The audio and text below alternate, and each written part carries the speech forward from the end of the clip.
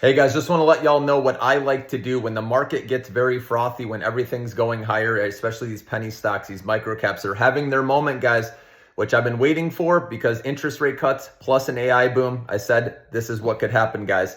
It's kind of like a 1998 moment where stocks just went on a huge run, remember, with the dot-com boom. But you have to know when to lock in some gains, guys. We can't get too greedy. And so me personally, what I like to do, as you guys know, is I trim a little bit as it's going higher, and then I raise my stop loss higher into the profit zone, the higher it goes. So no matter what, if the party decides to end, right? We never know when it's going to happen, okay? But if it does decide to end, no matter what, if it comes back down, you locked in a win, okay?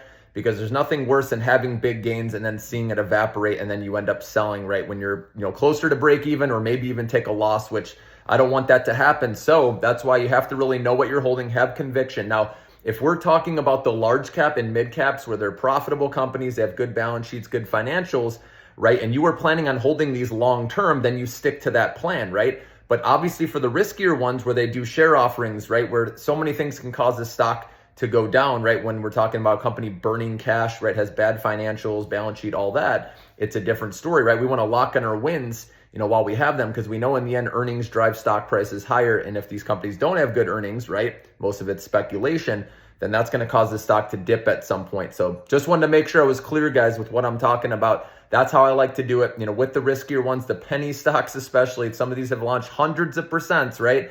We don't want to get greedy because this doesn't happen all the time in the market, right? So lock in something. I'm not saying you have to sell it all, but trim something.